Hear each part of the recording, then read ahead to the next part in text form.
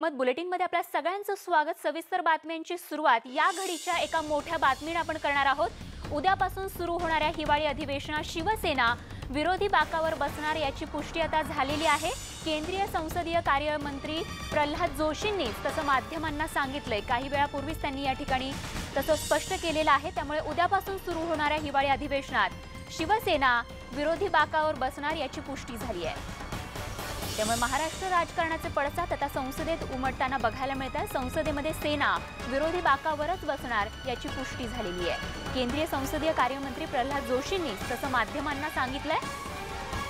त्यामुळे खरं तर कालपासून जी चर्चा सुरू झाली होती त्या चर्चेला कुठेतरी आता पूर्णविराम मिळताना या ठिकाणी त्या चर्चेला पुष्टी मिळताना या ठिकाणी बघायला मिळते। काल एनडीएच्या बैठकीमध्ये शिवसेना अनुपस्थित राहणार याचे अनेक तर्कवितर्क काढले जात होते। मात्र आता प्रल्हाद जोशींनी तसं माध्यमांना स्पष्ट केल्यानंतर आता शिवसेना विरोधी बाकावर बसणार याची पुष्टी झाली आहे।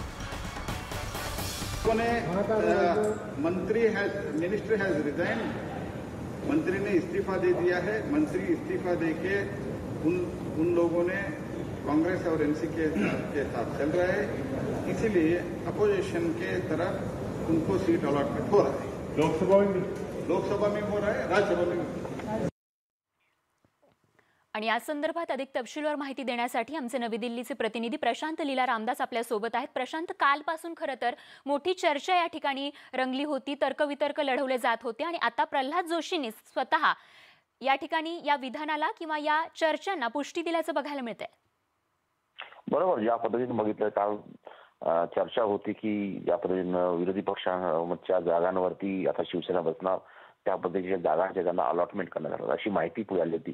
त्यानंतर आज त्या प्रकारची पुष्टी केंद्रीय संसदीय कामकाज मंत्री प्रल्हाद जोशी यांनी केलेली आहे। आज त्यांना या पद्धतीने विचारण्यात आलं की शिवसेनेच्या जागा बदलण्यात आलेल्या आहे राज्यसभा असो लोकसभेतला, या संदर्भात आपल्याला काय माहिती आहे, त्यावर त्यांनी उत्तर दिलं की ते ऑपोजिशन पार्टी सोबत गेलेले आहेत आणि खास करून त्यांनी आता भारतीय जनता पक्षासोबत काडीमोड घेतला आहे। त्यामुळे त्यांना नियमानुसार त्यांना विरोधी पक्षाच्या बाकावर बसावं लागेल। त्यांनी हा निर्णय घेतला आहे आणि त्यांना विरोधी पक्षांच्या जागांवर ज्या आहेत त्या त्यांना अलॉट करण्यात आलेल्या अशी प्रकारची माहिती प्रल्हाद जोशी यांनी केली। याचा अर्थ असा होतो की कुठेतरी एनडीए मधून आता स्पष्टपणे शिवसेना बाहेर पडलेली आहे, हे देखील स्पष्ट झालंय। अरविंद सावंत यांनी राजीनामा दिल्यानंतर याचे संकेतच मिळाले होते की शिवसेना ही एनडीएतून बाहेर पडेल, पण आता यावर ज्या पद्धतीने केंद्रीय मंत्री प्रल्हाद जोशी यांनी स्पष्ट केलं की एनडीए मधून आता शिवसेना बाहेर पडली आहे, त्यामुळे ते आता विरोधी पक्षाच्या बाकावर बसत आहेत। स्टुडिओ अगदी प्रशांत, खूप खूप धन्यवाद सविस्तर माहितीसाठी। आणि यानंतर आता महाशिव आघाडीच्या सत्ता वाटपाबाबत अजित पवारांची एक प्रतिक्रिया आलेली आहे। महाशिव आघाडीच्या सत्ता वाटपाबाबत काहीही ठरलेलं नाही, 19 तारखेच्या बैठकीनंतरच सगळं स्पष्ट होईल असं अजित पवार म्हणाले। 14-14-12 असं मंत्रिमंडळाचा विस्तार होणार नाही हो। ह्या बातम्यात काही तथ्य नाही। हे कुणी मनानेच काही सांगतायत की असं ठरलंय तसं ठरलंय, काही ठरलं नाही। जोपर्यंत त्याच्या संदर्भातले ह्या सर्वोच्च नेते त्या पक्षाचे हे साधक बाधक चर्चा करून, आता मला माहिती मिळाली की 19 तारखेला मॅडमच्या बरोबरच पवार साहेबांची बैठक आहे। आता त्या सगळ्या बैठका झाल्यानंतरच चित्र स्पष्ट होईल। शिवसेना प्रमुख बाळासाहेब ठाकरेंचा आज 7वा स्मृतिदिन आहे आणि त्यामुळे आज शिवाजी पार्क इथल्या शिवसेना प्रमुख बाळासाहेब ठाकरेंच्या स्मृतीस्थळावर मोठ्या संख्येनं सकाळपासूनच शिवसैनिक अभिवादन करण्यासाठी येत आहेत। शिवसेना पक्षप्रमुख उद्धव ठाकरेंनी कुटुंबासह स्मृतीस्थळावर जाऊन बाळासाहेबांना अभिवादन केलं। त्याचबरोबर राज्यातीलही इतर राजकीय पक्षांचे नेते देखील स्मृतीस्थळावर शिवसेना प्रमुखांना अभिवादन करण्यासाठी येत आहेत। मात्र यावेळी सर्वांचं लक्ष असणार आहे ते भाजप नेत्यांकडे। सध्याच्या राजकीय परिस्थितीत देवेंद्र फडणवीस आणि नितीन गडकरी यांची उपस्थिती ही गेम चेंजर ठरणार का, याकडे सर्व राजकीय वर्तुळाचं लक्ष लागलंय।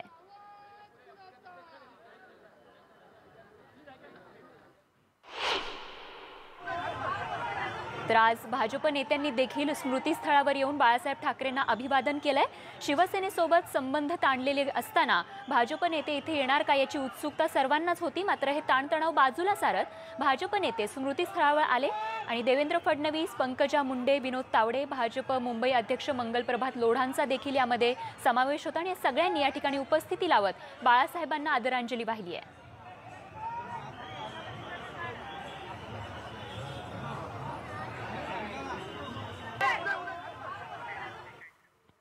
तर राज्यामध्ये सत्तेचा तिढा आणि नवं राजकीय समीकरण राजकारणाच्या पटलावर असताना शिवसेना प्रमुख बाळासाहेब ठाकरेंच्या स्मृतिदिनाचं औचित्य साधत देवेंद्र फडणवीस यांनी बाळासाहेबांचा व्हिडिओ ट्विटरवर शेअर केलाय.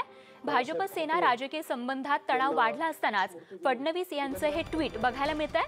स्वाभिमान जपण्याचा मूलमंत्र आदरणीय बाळासाहेबांनी आपल्या सर्वांना दिला असा संदेश या ट्विटमध्ये लिहित देवेंद्र फडणवीस यांनी ट्विटरवरती बाळासाहेबांना अभिवादन केल्याचं बघायला मिळतंय.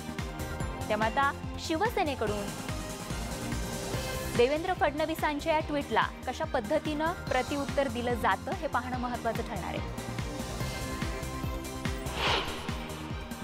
शिवसेना प्रमुख माननीय बाळासाहेब ठाकरे हे भाजप शिवसेना परिवाराचे कुटुंब प्रमुख होते. त्यामुळे स्वाभाविकपणे त्यांच्याविषयी आदरांजली व्यक्त करणं हे प्रत्येक भारतीय जनता पार्टीच्या कार्यकर्त्याच्या नेत्याच्या मनात असतं आणि त्यामुळे आज बाळासाहेबांच्या स्मृतीस्थळावर विनम्र अभिवादन आम्ही सर्वांनी मिळून केलं.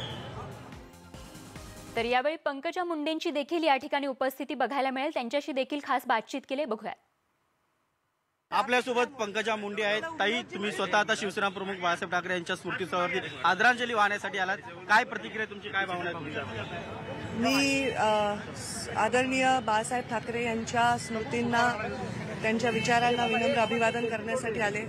बाळासाहेब ठाकरेंचे म्हणजे ते आमचे ऊर्जास्थान आहेत, आमचे श्रद्धास्थान आहेत. भाजप सेना युतीचं ते एक स्रोत आहेत ऊर्जेचं, विचारांचं, आमच्या संस्कारांचं. मी त्यांच्या अभिवादन करते स्मृतींना.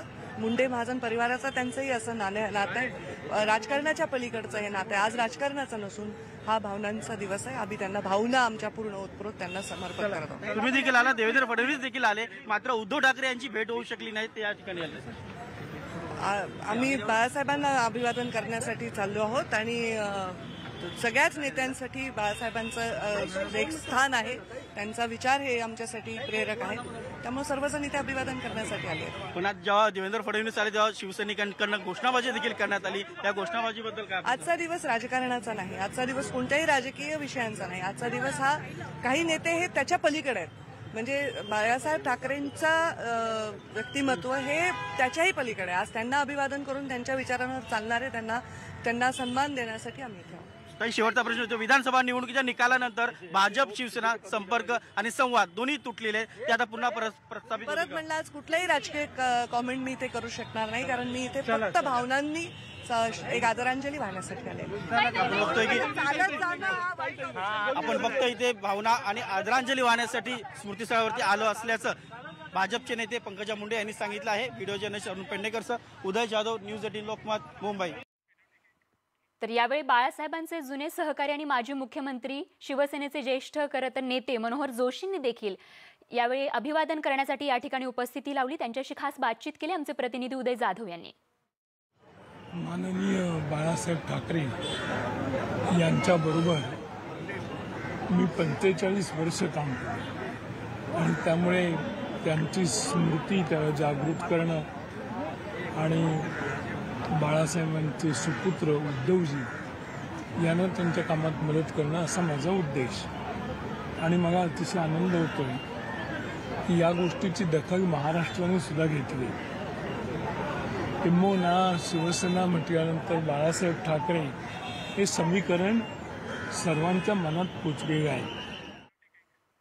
तर शिवाजी पार्कवर ठाकरे कुटुंबाचे चंदू मामा देखील आले होते. बाळासाहेबांच्या हयातीत याच शिवाजी पार्कवर शिवसेनेच्या मुख्यमंत्र्यांनी शपथ घेतली होती. आता पुन्हा याच शिवाजी पार्कवर पुन्हा एकदा शिवसेनेचा मुख्यमंत्री शपथ घेईल असा विश्वास यावेळी त्यांनी बोलून दाखवलाय. की आजचा दिवस खरोखरच साहेब असते महाराष्ट्राचा खूप आनंद झाला असं त्यांना, कारण त्यांचा नातू हा आमदार म्हणून निवडून आलेला आहे आणि त्याचप्रमाणे आपल्याला लवकरच आपला मुख्यमंत्री बसणार आहे. ह्याच्यासारखं साहेबांना जे समाधान आहे ते कधीच मिळालं नसतं आणि उद्धवचा त्यांना खरंच अभिमान वाटला असता की उद्धवने एक पाऊल पुढे शिवसेना ही आपल्यानंतर नेली. आणि त्याचबरोबर एक गोष्टीची खंत वाटते की आपल्याला सुख आणि दुःखाच्या प्रसंगी आईवडिलांची पहिली आठवण होते. त्यामुळे उद्धवला काय की आम्हाला सगळ्यांना काय की आत्ता जे उद्धववर जे खोटे नाटे आरोप करता आहेत ते साहेब असते ते त्यांची 80 की 83 केली असती. या गोष्टीचा आम्हाला खंत वाटतो. तर राष्ट्रवादीचे नेते छगन भुजबळ आणि प्रदेशाध्यक्ष जयंत पाटील यांनी देखील शिवसेना प्रमुख बाळासाहेब ठाकरेंना अभिवादन केलंय। स्मृतीस्थळावर जाऊन त्यांनी बाळासाहेबांना आदरांजली अर्पण केली आहे। कमीत कमी एकदा तरी आठवण येत असते बाळासाहेबांची। बाळासाहेबांबरोबर 25 वर्ष जे आहे मी शिवसेनेमध्ये कार्यरत होतो। शिवसेनेचे जे चढ उतार त्यावेळेला होते, शिवसेनेच्या लढाया होत्या, त्याच्यामध्ये प्रत्यक्षरित्या मी सहभागी होत होतो आणि त्या सगळ्याचा मी साक्षीदार आहे। त्यामुळे ह्या सगळ्या गोष्टी आणि बाळासाहेब दिवसातून एकदा तरी निदान त्यांची आठवण आल्याशिवाय आपण अपेक्षा करूया लवकरात लवकर ठरल्याप्रमाणे सगळ्या गोष्टी पार पडतील। स्वप्नपूर्ती करण्यासाठी जे आहे सगळ्यांनीच आपण प्रयत्न करूया आणि मला खात्री आहे की यश मिळेल। दरम्यान काही मुस्लिम बांधवांनीही बाळासाहेबांच्या स्मृतीस्थळावर जाऊन चादर अर्पण केली आहे। भगवी चादर अर्पण करून त्यांनी बाळासाहेबांना अभिवादन केलंय आणि यानंतर त्यांनी इथे दुआही मागितल्याचं बघायला मिळालं।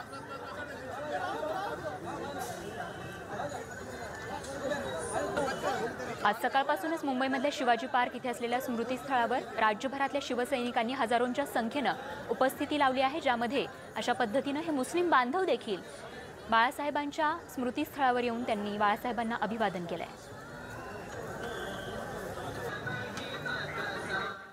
तर काँग्रेस नेते भाई जगताप यांनी देखील स्मृतीस्थळावर जाऊन बाळासाहेबांना अभिवादन केलं। बाळासाहेबांचं राज्याच्या जनतेच्या मनात असलेलं स्थान हे कधीही पुसलं जाणार नाही अशी आदरांजली त्यांनी वाहिली आहे।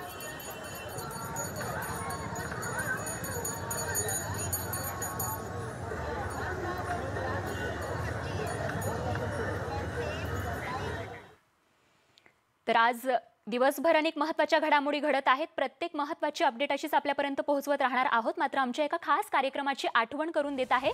आज बाळासाहेबांचा स्मृती दिन आहे, तेव्हा याच निमित्त आठवणीतले बाळासाहेब हा आमचा विशेष कार्यक्रम बघायला विसरू नका आज रात्री 8 वाजता।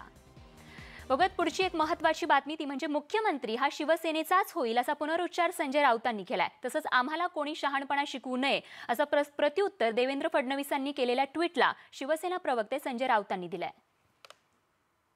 बाला साहब के लिए हम कुछ भी करेंगे। आज भी सरकार बनेगी और जो बाला साहब को उद्धव जी ने जो वचन दिया था कि मुख्यमंत्री शिवसेना का बनेगा, आप देखिए जल्दी ही महाराष्ट्र का मुख्यमंत्री जो शिवसेना से होगा इस प्रेरणा स्थल पर आ जाएगा। या सगळ्या विषयावरची उत्तरं मिळतील। आम्हाला कोणी शहाणपणा शिकवण्याची गरज नाही। आम्ही बाळासाहेब ठाकरे यांचे शिवसैनिक आहोत। स्वाभिमान असेल, हिंदुत्व असेल, राष्ट्रीयत्व असेल, सगळ्या प्रश्नांना उत्तरं मिळतील। तर राष्ट्रवादी काँग्रेसचे सर्वेसर्वा शरद पवार यांनी देखील ट्विट करून शिवसेना प्रमुख बाळासाहेब ठाकरेंना स्मृतिदिनी अभिवादन केलंय। बघूयात पवार नेमकं काय म्हणाले। प्रादेशिक अस्मितेचा हुंकार स्वाभिमानाने मिरवणारा मराठी माणूस स्वर्गीय बाळासाहेब ठाकरेंनी उभा केला। समाजकारणाला अग्रक्रम देणारं राजकारण, अमोघ वक्तृत्व, रोखठोक स्वभाव यामुळेच त्यांना अनुयायांचं निरपेक्ष आणि चिरंतन असं प्रेम मिळालं। आज त्यांच्या स्मृतिदिनी त्यांना विनम्र अभिवादन असं ट्विट राष्ट्रवादी काँग्रेसचे सर्वेसर्वा अध्यक्ष शरद पवार यांनी केलंय।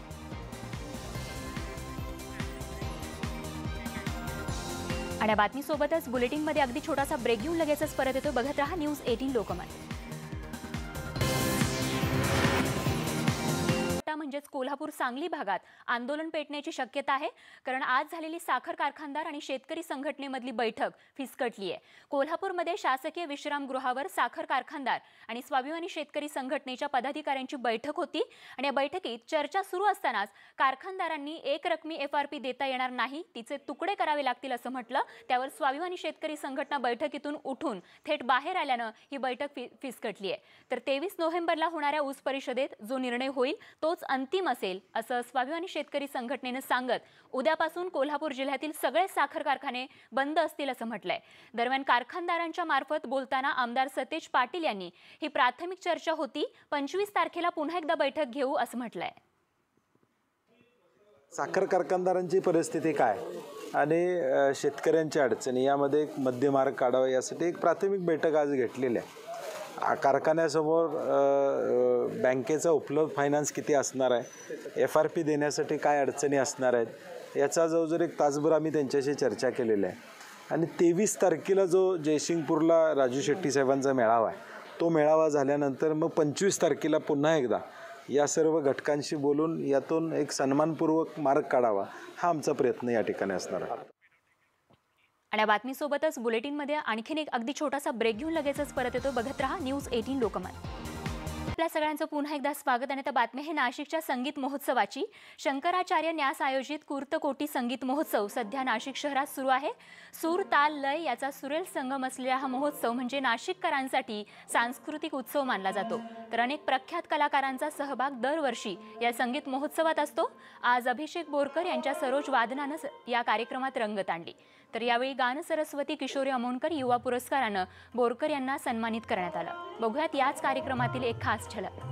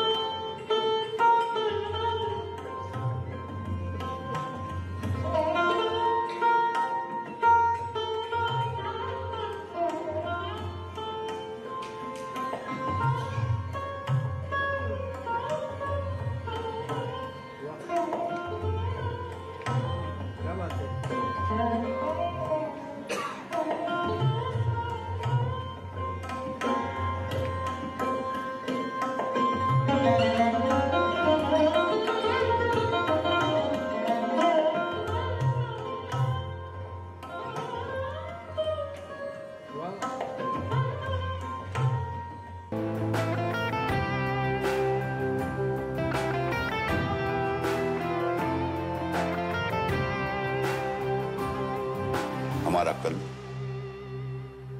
चेतक. नवी दिल्लीत या नव्या चेतकचं अनावरण केंद्रीय मंत्री नितीन गडकरी यांनी नुकतंच केलं. आणि त्यानंतर 20 चेतक स्वार 3000 किलोमीटरची उत्तर आणि पश्चिम भारत भ्रमंती करून पुण्यात पोहोचले.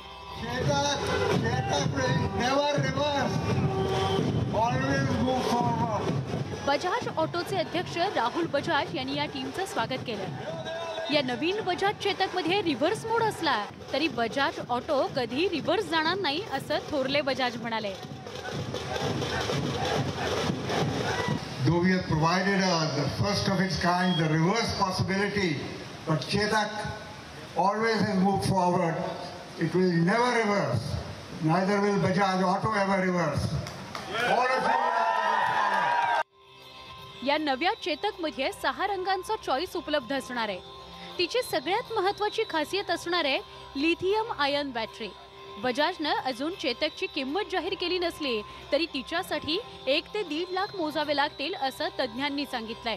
जानेवारी 2020 पासून बजाज या नव्या स्कूटरच्या ऑर्डर स्वीकारणार आहे. तसंच उत्पादन एकदा वाढलं की निर्यातही केली जाणार आहे. त्यामुळे आता भारताच्या रस्त्यांवर ही नवी चेतक कधी एकदा धावतीये याची प्रतीक्षा वाहनप्रेमी करतायत. व्हिडिओ जर्नलिस्ट चंद्रकांत हंचाटेसह अद्वैत मेहता, न्यूज 18 लोकमत, पुणे. आणि स्पेशल रिपोर्टसह या बुलेटिनमध्ये वेळ झाली तेच थांबण्याची. मात्र बुलेटिनच्या शेवटी जाता जाता एक आठवण आमच्या खास कार्यक्रमाची. आठवणीतले बाळासाहेब आमचा खास कार्यक्रम बघायला विसरू नका आज रात्री 8 वाजता.